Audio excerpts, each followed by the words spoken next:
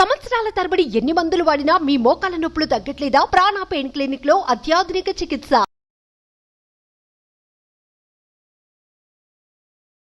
నమస్కారం అండి, డాక్టర్ శ్రీ ఆచార్య అనంతకృష్ణ స్వామి గారు. నమస్కారం. సో దానికన్నా ముందు చాలా మంది అడిగేది ఏంటంటే క్లాసెస్ ఎక్కడ స్టార్ట్ అవబోతున్నాయి, డేట్స్ ఏంటి అని అడిగే వాళ్ళు చాలా మంది ఉన్నారు. ఫస్ట్ క్లాస్ వివరాలు చెప్పండి సార్. ఓకేమ్మా, ఇప్పుడు మనకి 2024లో మనకి 29 సెప్టెంబర్ వచ్చి అనంతపురంలో ఉందమ్మా. అలాగే 6 అక్టోబర్ వచ్చి విజయవాడలో ఉంటుంది, 20 అక్టోబర్ వచ్చి హైదరాబాద్లో ఉంటుంది, 27 అక్టోబర్ వచ్చి మనకి బెంగళూరులో ఉంటుంది. ఓకే. అలాగే 3 నవంబర్ వచ్చేసి మనకు వైజాగ్లో ఉంటుంది, 10 నవంబర్ వచ్చి తిరుపతిలో ఉంటుంది, 1 డిసెంబర్ వచ్చి మనకి రాజమండ్రిలో ఉంటుంది. ఈ విధంగా వీలైనంత తొందరగా ఎన్రోల్ చేసుకోండి. క్లాసులు చాలా రష్గా ఉన్నాయి. ప్రీవియస్ వీడియోలో పిల్లలకు కావాల్సినటువంటి అంటే సమ్మర్ సీజన్ కాబట్టి పిల్లలకి కెరీర్ గైడెన్స్ వైపు ఏ సబ్జెక్ట్ వైపు వెళ్ళాలి అనేటువంటి దాని మీద అవగాహన ఉంది. జీవన విధానాన్ని నేర్పండి. జీవన విధానం అంటే లైఫ్ స్కిల్ కావాలి డెఫినెట్గా. ఎస్. అయితే ఒక సబ్జెక్ట్ని పట్టుకుంటే డెఫినెట్గా లైఫ్లో సక్సెస్ అవ్వడానికి అవకాశం ఉంటుంది. అదే మనీ మంత్ర సబ్జెక్ట్ అని చెప్పన్నారు. ఈ వీడియోలో ఏం చెప్తున్నారు? ఓ పిల్లాడు వచ్చాడండి నా దగ్గరికి. దాదాపు డిగ్రీ కంప్లీట్ అయిపోయింది, పీజీ కూడా కంప్లీట్ అయిపోయింది. అయిపోయిన తర్వాత ఏమండి నేను ఒక కోర్స్ చేయాలనుకుంటున్నాను. చేయమన్నా, దాంట్లో ఏముంది.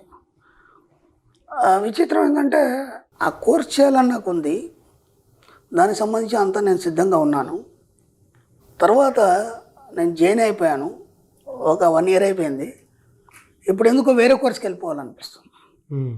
ఓకేనా, ఒక కోర్స్ చేయాలనుకున్నాను, 1 ఇయర్ అయిపోయింది, జాయిన్ అయిపోయాను. తర్వాత వేరే కోర్స్కి వెళ్ళాలనిపిస్తుంది. ఇప్పుడు ఏం చేయమంటారు నన్ను? సరే నువ్వేమనుకుంటున్నావు అని నేను అన్నాను.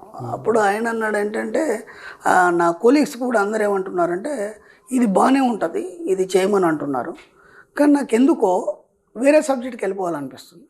అంటే స్టార్టింగ్ ఇదే ఇంట్రెస్ట్ నాకు. ఆల్రెడీ 1 ఇయర్ కంప్లీట్ అయిపోయింది. అయిపోయిన తర్వాత ఇప్పుడు వేరే దానికి వెళ్ళాలనిపిస్తుంది. కానీ మళ్ళీ అందరు చెప్తుంటే ఏమనిపిస్తుంది అంటే ఇదే కరెక్ట్ అనిపిస్తుంది. ఈ కన్ఫ్యూజన్లో నేనున్నాను, మీరేం చెప్తారన్నాడు. ఓకేనా, నేనన్నాను నేను నీ అంత చదువుకోలేదు బాబు, దాని గురించి కూడా నాకు తెలియదు, అసలు అవగాహన కూడా లేదు. ఓకేనా, వీడియోలు ఎప్పటి నుంచి వింటున్నావు నువ్వు అంటే, దాదాపు నేను 2 ఇయర్స్ నుంచి వింటున్నానండి. ఓకే, నీకేమర్థమైంది అన్నాను. ఏమర్థమైందంటే డబ్బు గురించి అలా ఇలా అని బాగా చెప్పారు, డబ్బు సులభంగా ఎలా సంపాదించడం ఇవన్నీ పక్కన పెట్టేస్తే ఒక విషయం నేను చెప్పాను, నీకు గుర్తుందా అన్నాను. ఏంటండి అన్నాను. ప్రపంచంలో ఎవడి మాట వినకు, ప్రపంచంలో ఎవడి మాట వినకు, నీకేమనిపిస్తే చేయమని చెప్పాను తెలుసా లేదా? అవును సార్, మరి నాకు అడగడానికి ఎందుకు వచ్చావన్నా? నాకు అడగడానికి ఎందుకు వచ్చావు? అవునా కదా. ఇప్పుడు నేను చెప్పినా నువ్వు వినొద్దు, అయితే నువ్వు సబ్జెక్ట్ను పట్టుకున్నట్టు. నేను చెప్పినట్టు నువ్వు విన్నావు అనుకో, నువ్వు సబ్జెక్టులో లేనట్టు కదా. సింపుల్ కదా. కాబట్టి మన సబ్జెక్ట్లో మన ప్రపంచంలో ఎవరు చెప్పినట్టు వినాం. నీకు నువ్వు కానీ నీ మైండ్ ఏం చెప్తే అదే వింటాం. నేను ఇంతకుముందు కూడా 100,000 సార్లు చెప్పాను, నీ సబ్కాన్షియస్ మైండ్ నీకు ఎప్పుడైనా సరే ఉన్నతి వైపు ప్రయాణింపచేస్తుంది. సూత్రం అది. సూత్రం ఏంటంటే నీ యొక్క సుప్త చేతనాత్మక మనసు నిన్ను ఎప్పుడు కూడా ఉన్నతి వైపు, సంపదల వైపు, అర్థమైందా, ఒక గొప్ప స్థాయి వైపు, ఒక అద్భుతం వైపు, ఇలాంటి వైపు మాత్రమే ప్రయాణం చేస్తుంది. అది నీకు సరైనప్పుడు మాత్రమే దాన్ని నీ దగ్గరికి తీసుకొస్తుంది. అర్థమైంది. అది నీకు సరైంది, నువ్వు దానికి తగ్గవాడి అన్నప్పుడు మాత్రమే అది నీ దగ్గరికి తీసుకొస్తుంది. ఇప్పుడు నేను ఇంతకుముందు కూడా చెప్పాను ఒక మాట, ఒక కోరిక నీలో జనించింది, ఒక కోరిక ఉద్భవించింది అంటే దానికి నువ్వు అర్హుడం అయినప్పుడు మాత్రమే ఆ కోరిక నీకు వస్తుంది. అప్పటిదాకా నీకు రాదు అది. ఇప్పుడు మీ కోలీగ్స్ ఆఫ్ ఫ్రెండ్స్ 10 మంది ఉన్నారు, ఆ 10 మందిలో ఎవరికి రాని ఆలోచన నీకెందుకు వచ్చింది అంటే నువ్వు దానికి ఆ 10 మందిలో నువ్వే అర్హుడి కాబట్టి నీ దగ్గరకు వచ్చింది అది. కాబట్టి నీ సబ్కాన్షియస్ మైండ్ నేను ఎక్కడికి తీసుకెళ్తుంది అంటే ఉన్నతి వైపు తీసుకెళ్తుంది. అది ఎప్పుడు నేను డిస్టర్బ్ చేయదు, ఎక్కడ నేను ఫెయిల్ చేయదు, అర్థమైంది, ఎక్కడ నిన్ను ఓడించదు. నేను గెలుపు వైపు మాత్రమే తీసుకెళ్తుంది, అద్భుతం వైపు మాత్రమే తీసుకెళ్తుంది, నిన్ను ఎప్పుడు ఉన్నత స్థితిలో ఉంచడానికి చూస్తుంది. ఇప్పుడు నువ్వు ఇటు వెళ్తావా అటు వెళ్తావా నీ ఇష్టం డిసైడ్ చేసుకో. ఎందుకంటే అది ఉన్నతి వైపు తీసుకెళ్తుంది కదా. ఇప్పుడు నువ్వు 1 ఇయర్ చేసిన కోర్స్ చేస్తావా, లేదంటే ఇప్పుడు కొత్తగా అనుకుంటున్నావు దీనివైపు వెళ్తావా? నీ సబ్కాన్షియస్ మైండ్ ఏం చెప్తే వచ్చి ఇప్పుడు ఏమైపోతుంది, నువ్వు ఖచ్చితంగా సక్సెస్ అవుతావు. ఇప్పుడు నేను చెప్పింది తిన్నా, మీ ఫ్రెండ్ సర్కిల్లో చెప్పింది తిన్నా, కోలీగ్స్ ఎవరైనా చెప్పింది తిన్నా సరే నువ్వు ఫెయిల్ అయిపోతావు. కాబట్టి ఏ గొప్ప వాళ్ళని తీసుకున్నా, ఎవరి జీవితాలు తీసుకున్నా సరే ఎవరి మాట వినలేదండి. ఇది బాగా గుర్తుంచుకోండి. అర్థమైందా? తన సబ్కాన్షియస్ మైండ్ ఏదైతే చెప్తే వాళ్ళు విని దాన్ని ఫాలో అయినారో వాళ్ళు మాత్రమే సక్సెస్ అయినారు. ఒక మేధావిని కావచ్చు, ఒక జీనియస్ కావచ్చు, ఒక సైంటిస్ట్ కావచ్చు, ఎవరైనా సరే. అప్పుడు మనమే అంటాం కదా, ఒక వ్యక్తి ఉన్నాడు, ఒక రకమైన దాని మీద దృష్టి పెట్టి తదేకంగా అదే చేస్తున్నాడు, ఆడ పిచ్చోడు రాడి చెప్తే వినాడు.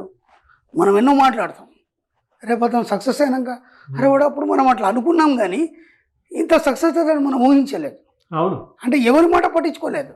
ఆయనకు తెలుసు ఆ నిర్దేశత్వం అనేది ఎలా జరిగింది, ఆ విషయం తనకి ఎలా సహకరిస్తుంది, అది ఖచ్చితంగా సాధిస్తాననే నమ్మకం, ఆ కాన్ఫిడెన్స్ సబ్కాన్షియస్ మైండ్ వాడిని సక్సెస్ చేస్తుంది.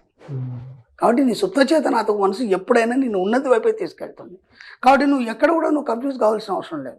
నీకు ఇది చేయాలనిపించింది చేసాయి, ఓ షాప్ పెట్టాలనిపించి పెట్టాయి, ఓ బిజినెస్ చేయాలనిపించి చేసాయి, లేదా నీకు ఇంకేమైనా చేయాలనిపించి చేసాయి. ఎవరి సలహాలు తీసుకోవద్దు, ఎవరిని అడగద్దు, ఎవరిని ఫాలో అవ్వద్దు. ఫస్ట్ ఫాలో అయినా ఫెయిల్ అయిపోతారు. మన సబ్జెక్ట్లో అనుసరించాలి తప్ప అనుకరించేదని మనం ఎన్నోసార్లు చెప్పుకున్నాం. కాబట్టి ఎవరిని అనుసరించద్దు, ఎవరిని అనుకరించద్దు, అనుసరించాలి. అనుసరణలో నీకు నువ్వు మాత్రమే ముందుకెళ్ళాలి తప్ప ఎవరిని కూడా మనం అనుకరించాలి. అప్పుడు మాత్రమే సక్సెస్ అవుతావు. ఆ అబ్బాయికి అప్పుడు కరెక్ట్గా అర్థమైపోయింది. ఆయన అన్నాడు కదా, ఇంకోసారి మీ దగ్గర కూడా రానండి నేను అడగాను, శబాష్ బాగుపడతావు అని చెప్పేసి. ఎస్, మళ్ళీ 1 year లోపు అనుకున్న సక్సెస్ సాధించాడు. ఆ తర్వాత నాకు మెసేజ్ పెట్టాడు, నన్ను కలవద్దని చెప్పాను కదా, ఇంకా పనే ఉంది. సక్సెస్ అయినాక నాకు వచ్చి కలవని నేను చెప్పాను, నేను వస్తా అంటే కూడా వద్దంటాను. సక్సెస్ అయినా మెసేజ్ పెట్టాను, నేను హ్యాపీ. నువ్వు సక్సెస్ అయితే నేను సక్సెస్ అంటే ఫీల్ అవుతాను. తర్వాత పెట్టాడు, గురుగారు మీరు చెప్పిందే కరెక్ట్, నేను ఎవరి మాట వినలేదు, నాకు ఏదైతే అనిపించిందో అది మాత్రమే చేశాను. నేను అనుకున్న కోర్సులో నేను ఈరోజు సక్సెస్ అయ్యాను, ఒక టాప్ లెవెల్లో ఉన్నాను. కొన్ని విషయాలు ఎక్కడ అంటే చెప్పే మనిషిని బట్టి విలువ మారిపోతూ ఉంటుంది, ఉండే ప్లేస్ని బట్టి ఆలోచన మారిపోతూ ఉంటుంది. అందుకే చెట్టు కింద బుద్ధుడి జ్ఞానోదయం అయింది అంటే అంత ఊరికే విషయం. అందుకే కొంతమంది గురువుల దగ్గరే, అది పిల్లలైనా ఫ్యామిలీ అయినా ఇంకొకళ్ళ దగ్గరకైనా సరే, వెంటనే ఆరా పడగానే మనిషి తాలూకు ఆలోచనలు మారిపోతూ ఉంటాయి. అలాగే పిల్లోడికి ఆ విధంగా అంటే చెట్టు కిందనే బుద్ధుడికి జ్ఞానోదయం ఎందుకంటే ఆయన అక్కడ నుంచి జరగలేదు, అక్కడే కూర్చుంటాడు. నువ్వు ఎక్కడైతే కూర్చుంటావో అక్కడనే ఇన్నర్ మైండ్ ఉంటుంది కదా, అదే చెట్టు. ఆ చెట్టు ఉండే వాళ్ళు నువ్వు ఉంటావు కాబట్టి ఇన్నర్ మైండ్ నీకు సరైన దారి చూపిస్తుంది. అంతే, చెట్టు కింద ఆయన కూర్చున్నాడు అని కాదు, ఇన్నర్ మైండ్ దాంతోనే కలిసి ఉంటావు అక్కడ. అందుకని జ్ఞానోదయం అయిపోతుంది. అంతే, బయట ఎక్కడ ఎత్తుకోవాల్సిన అవసరం లేదు. అంటే స్పిరిచువల్ ఆస్పెక్ట్ నుంచి చూసినప్పుడు కొంతమంది మనుషులు కలిసినప్పుడు, కొన్ని ప్లేసెస్కి వెళ్ళినప్పుడు, కొంతమంది గురువుల మాట విన్నప్పుడు ఆటోమేటిక్గా ఆలోచన మారుతూ ఉంటుంది. ఈవెన్ మనం ప్రాక్టికల్గా చూసుకున్నాం స్కూల్లో అక్కడ ఉన్నటువంటి రేస్ ప్రభావం, ఆరా ప్రభావం, అంతకంటే ఏం లేదు. అలాగే పిల్లడు అక్కడ పాజిటివ్ వైబ్రేషన్ ఉంది, ఆ వైబ్రేషన్ వాళ్ళకి ఒక రకమైనటువంటి క్రియేట్ చేస్తుంది. Anyway sir, thank you so much doctor Shri Acharya Ramakrishna Swami గారు.